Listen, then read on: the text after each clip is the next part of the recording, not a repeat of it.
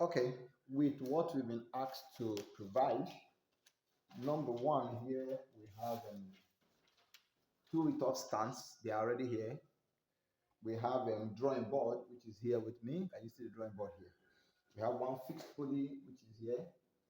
We have drawing papers, which we can see here. We have fixed thumb pin. I don't have thumb pin here, although I have, but this board is kind of hard. You could use the masking tape. It's just to fasten the paper to the wall. That's all. We have set of masses. You can see my set of masses here. See them here. These are 20 grams. We have here is 10 grams. So, but please, I want to say, don't use this kind of masses. Not because of the shape, please. These kind of masses that are kind of rough, they don't give exact value except to measure them to be sure that the values are the values written, are the names of the value written on it. But for this type, these ones that are very smooth, either it comes in golden or silver color, they are very, very sharp. Like this one now, they are exactly 20 grams or 20.1, which is still okay. But you could have this one, 20 might be written on the believe it might be 22, 23, which is off completely. Please, this is very, very important for physics teachers. Can you see the masses? Never use this kind of masses, please. God bless you. So now we are asked to have a 30-gram mass sealed. I have 10 grams. Can you see 10 and 20 make together? I'll label it W, which is one of the what is the concealed mass. This one has significance. That's why you must follow this video till the very end. There is a significance of this 30 grams. I will explain to you, and we're going to show that experimentally from our graph. Is that okay? Thank you. So, without wasting time, first of all, we want to rule a straight line on the paper here. I'll explain everything to you. Just follow me. Rule a straight line.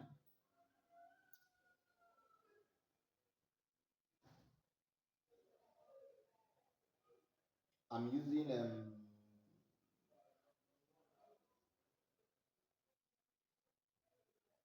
23. So if I'm using 23, the center of the 23 will be what? Okay, let me use 24 so that I will not waste time. 24, the center of 24 will be 12, right? So here is what? The center, which is 12. So I rule the line. I don't know if you can see the line, excuse me.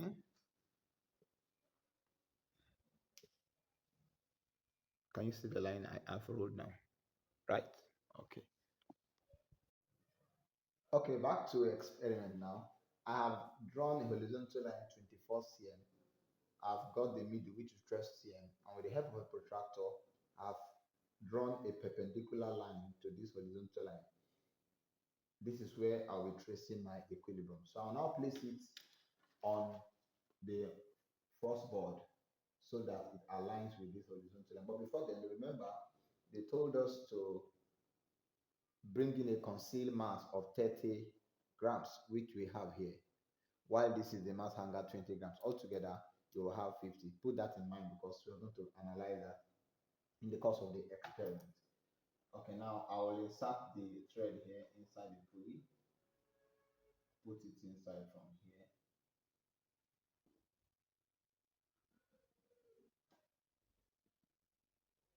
Sorry. Okay, so I'll put it on it. Then I'll now hang it on the inside. Okay.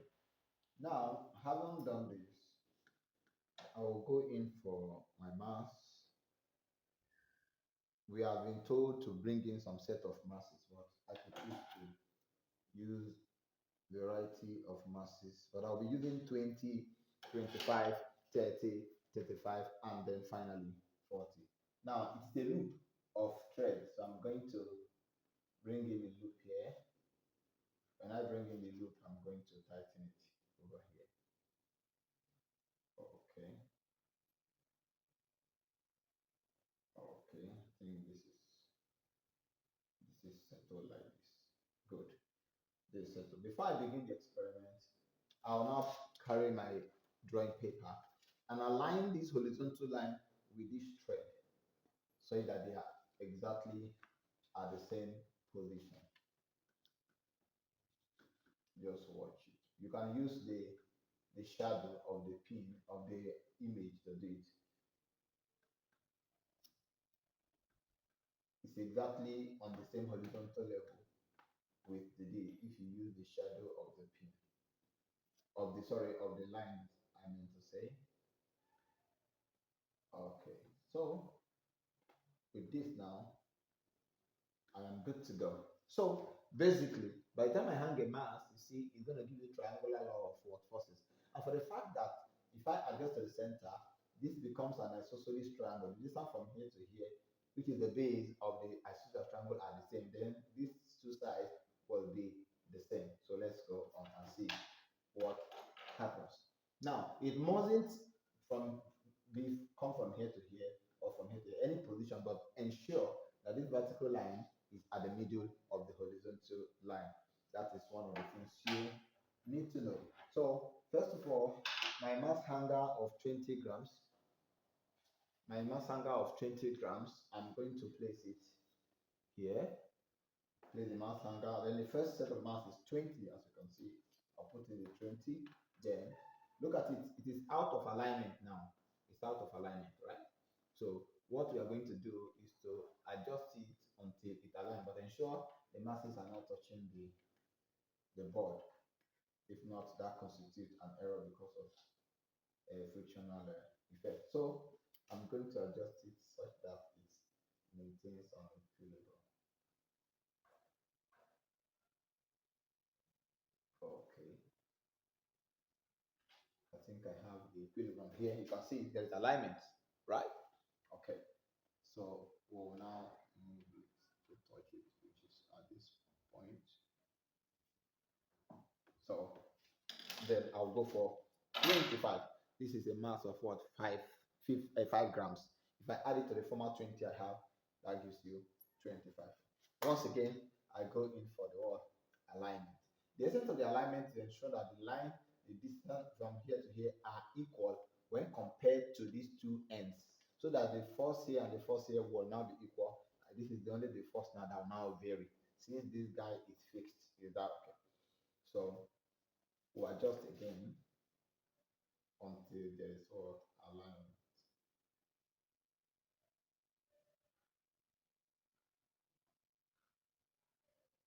Okay, if you watch from your own end, you will discover that there is an alignment. You can watch it then. We'll trace it again to touch the board. From there, we'll get the distance. Now, I haven't done 25. I'm going to go in for 30 grams. This is 10 grams. Then I'll add it to 20. It gives me 30 grams. Just as the procedure is quite very, very simple. You adjust it again and get your alignment. A, this point B, and this point C. Then each of these points are, oh, remember, when I did with mass 20 grams, this is the point for 25, for 30, for 35, and finally for 40. All I need to do is to join these 2 points together and measure the distance later. So this is a point. This is another point. This is another point. From that same point, I get another AO. Then finally for 40 grams, I get another AO. Why this AO? This is AO1 for 20, AO for 25, AO for 30, AO for 35, AO for 40. This one are called Y. So this one is Y from here to here. Actually, if you put sine theta here, what you are doing is Y all over AO is opposite over hypotenuse, which is just sine theta. They could ask you to measure this angle, please.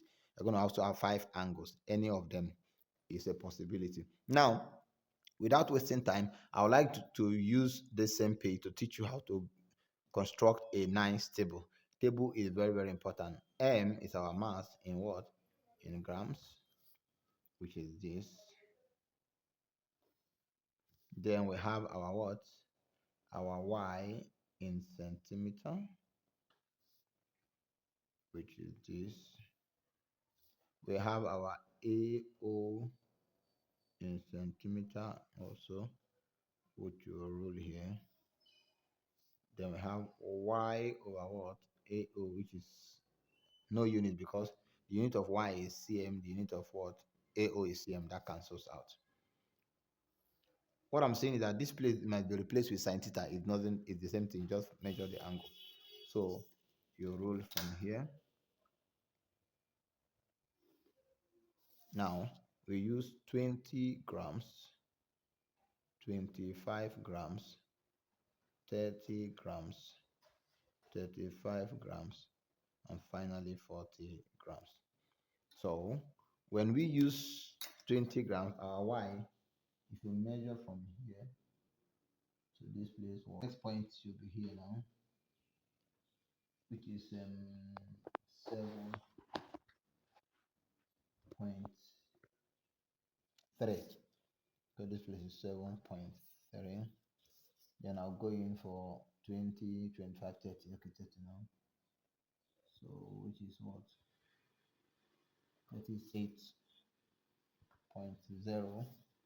And I'll go in for 35.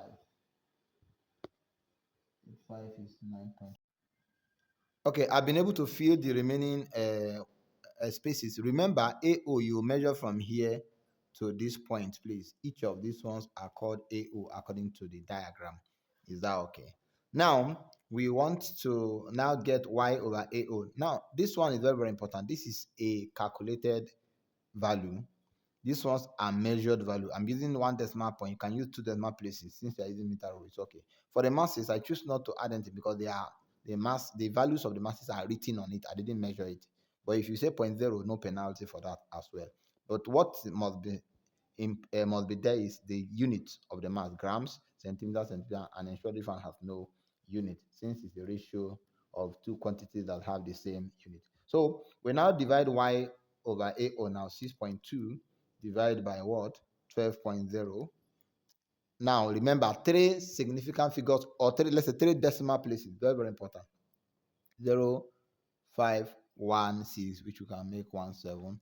Then 7.3 divided by what? 12.6.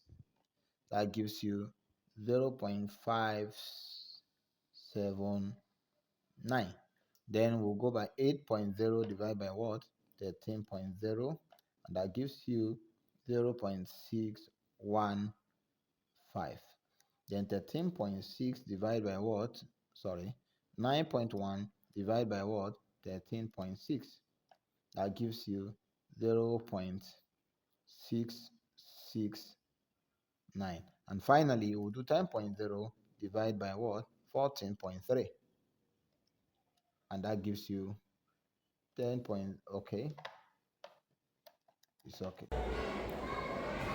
Okay, back to the plotting of graph of the experiment just concluded.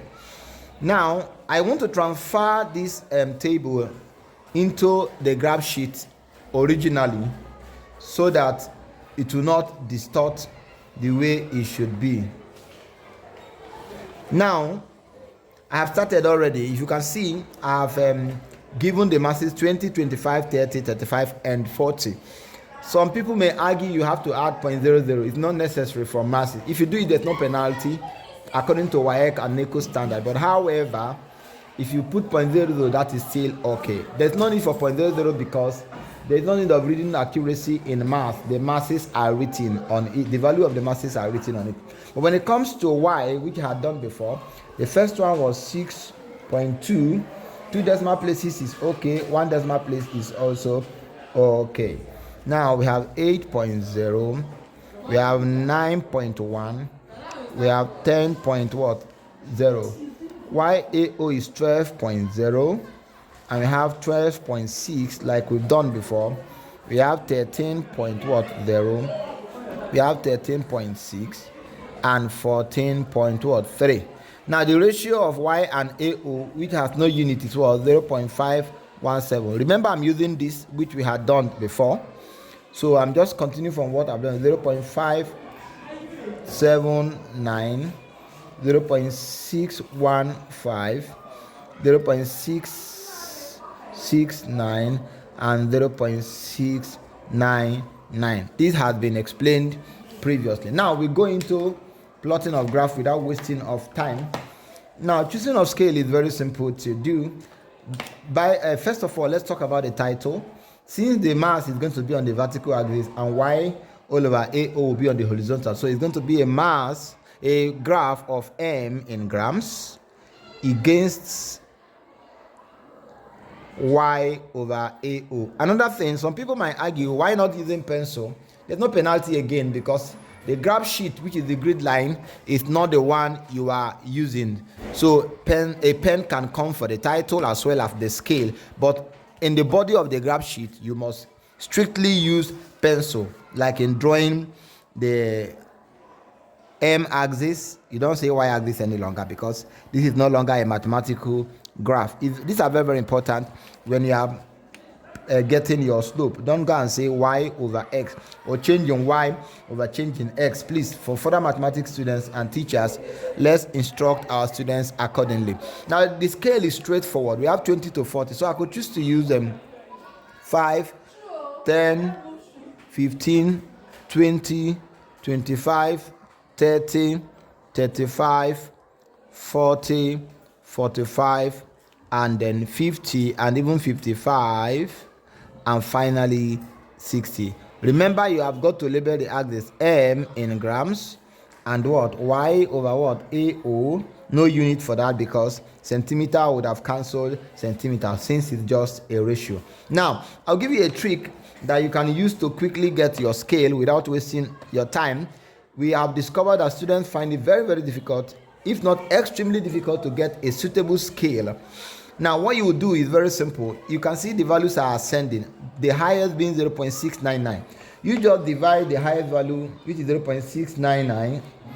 You can see from my calculator, 0.699, divide by the number of boxes available in the horizontal axis, which we have 10, but I could use 9, so that when I approximate, it will still fall within the highest. So what I have here is what? 0.077. Now I choose to use even number, which is the best to start the case. So if you approximate, it gives you 0.08, and the next number will be 0.16. Add another 0.08, gives you what?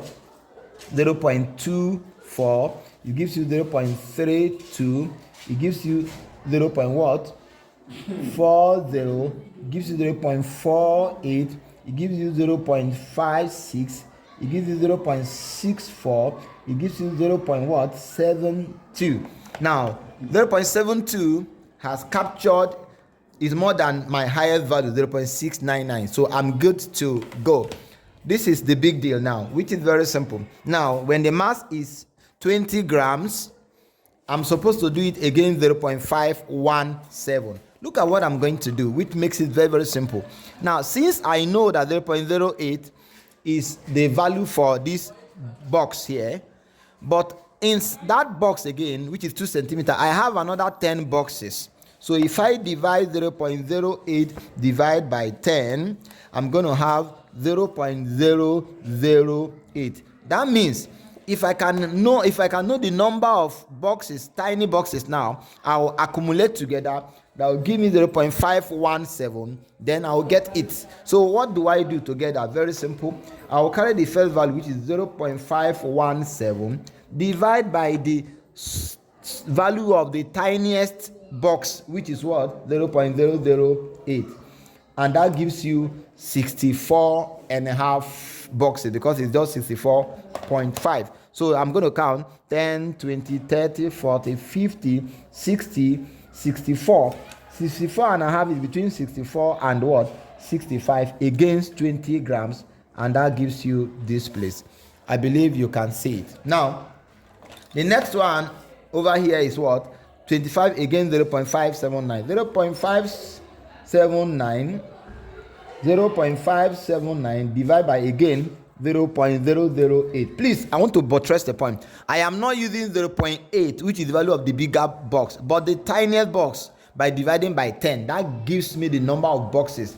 It's more accurate and effortless to plot graph with this value, even when you have tiny value. If you want to know more about how to plot graph, do feel free to chat me up on my WhatsApp number at the beginning and at the end of this video. Thank you. Back to our job. We have 0.579 divided by 0.08. That gives me 72. Now look at the deal. When you have 2.1, you discard it. So I have 72 boxes. If I have 72.4.5.6, I'll make it under half. Once I have 0.7, 0.8, I'll round it up to a whole number. We shall do that. So I have 72.3. So I'm going to take it out 72 boxes. So I'll come here and count 10, 20, 30, 40, 50, 60, 70, 72 against what? 25. So the value will be here. I believe you are getting what you are following me clearly. Now the next one, now I'm going to go for 0.615 divided by 0.008, and that gives me, look at it now, 76.8 is already 77, right? So I'm going to count 77. 1, 2, 3, 10, 20, 30, 40, 50, 60, 70. 77 will be here against what? 30 now. Against 30. 77 against 30 will be here. Let me confirm. 1, 10, 20, 30, 40, 50, 60, 70, 77. That's correct. Now I move to what? The fourth was 0.669 divided by what? The tiniest box, which is 0.008. And don't forget how I got it. I took the smallest value, which is 0.08, divided by 10, because there are 10 boxes. So so I have 83.6. That's 83 and a half again. 10, 20, 30, 40, 50, 60, 70, 80, 83, and then half against what value now? 35, which is here. And the final, which is the end of this graph, is going to be what? 0.699 divided by what?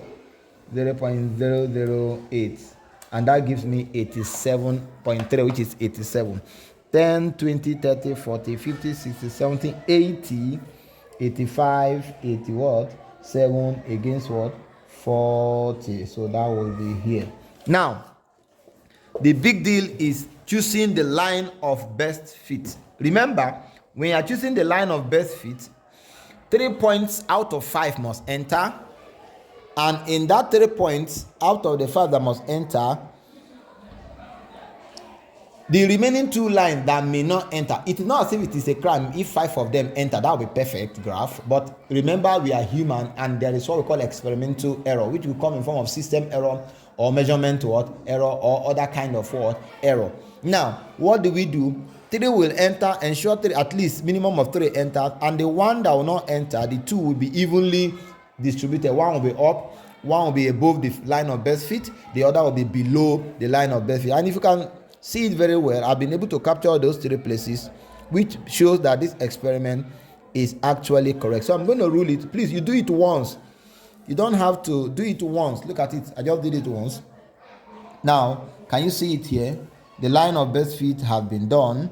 These 3 points enter, the other 2, one down, and the other one is what? Above. I'm now going to go and what? Calculate the slope. The slope must be a very wide right-angled triangle. And again, don't use any of these 5 points that have been plotted before, because if you do, you are lifting it from the table directly. So let's look for any 2 convenient points that we can use. So if you look at this point now, this point is okay for me to use.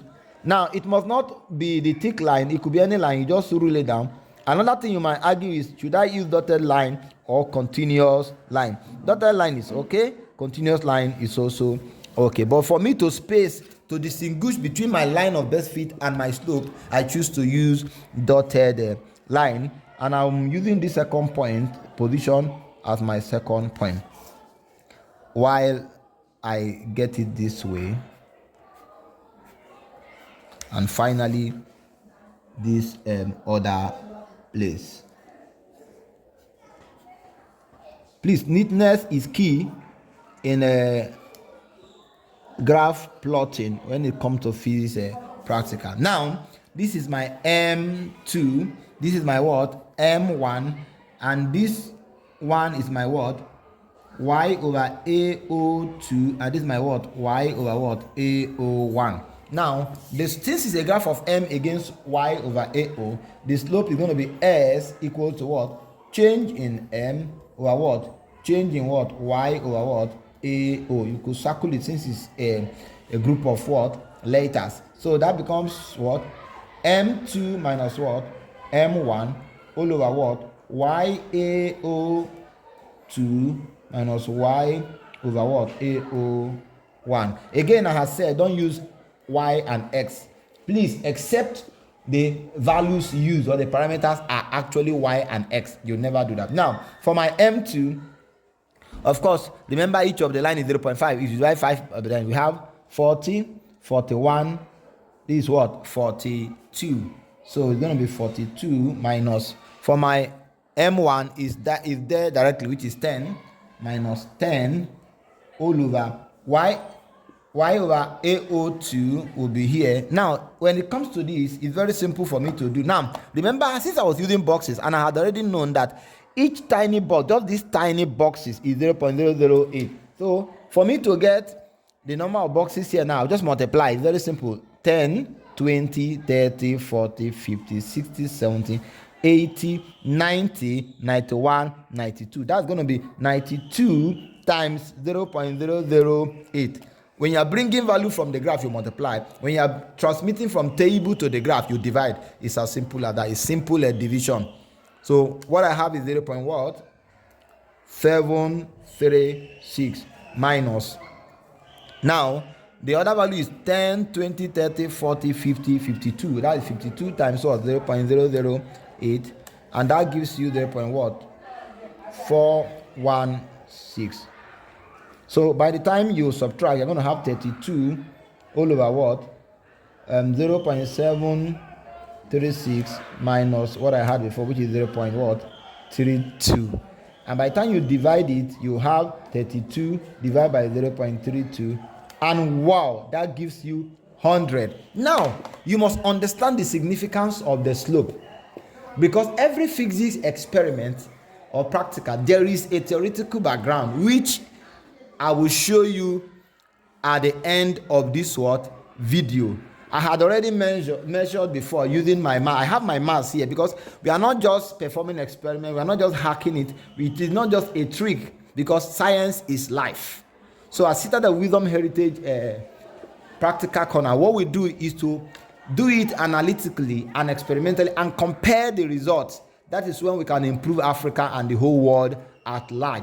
Not just to talk about how to get the answer. If you get an intercept, what is the implication? If you get a slope, what is the implication? Now back to job. I have 100 as the slope. In my next short video, I'm going to give you the analytical explanation of that. But believe you me, they may ask you to evaluate K equal to what? S over 2. And that K will now be equal to what? 100 over 2, which gives you what? 50. Now, this is quite accurate. It might not be that. Remember, I had informed you to quietly note the value of the mass hanger when I was doing it. I showed you the mass hanger and it was 50 grams because I used 20 gram mass hanger and the mass to be concealed is 30 grams. When you add 30 to 20, it gives you 50. So if you plot the graph of M against Y over AO in this kind of experiment, your slope is going to be what? 2 times the concealed mass. So when you divide by 2, you will get the 50 grams, which is now what? 30 plus the 20 grams mass hanger I use. This is practically perfect. But sometimes, if you do your own, you might have 50. If you use the same parameter, you might have 2 grams or 4 or 3 above or below. There's no problem. In WAEC marking, there's 5 or 10% what? Tolerance, either below or above. The slope will still be correct. I believe you will get, but there's something I must stress. You must, please, if you have any problem concerning this graph, in fact, graph is another thing altogether. If you want me to make a video on how to plot physics graph with all kinds of value effectively, you could comment So if I get up to 20 comments or more, I will go ahead and do that for you. I'm here to serve you. And feel free to chat me up on my WhatsApp number 08153713124. I take it again, 08153713124. Now, the scale, which is important, from the M axis, I use what?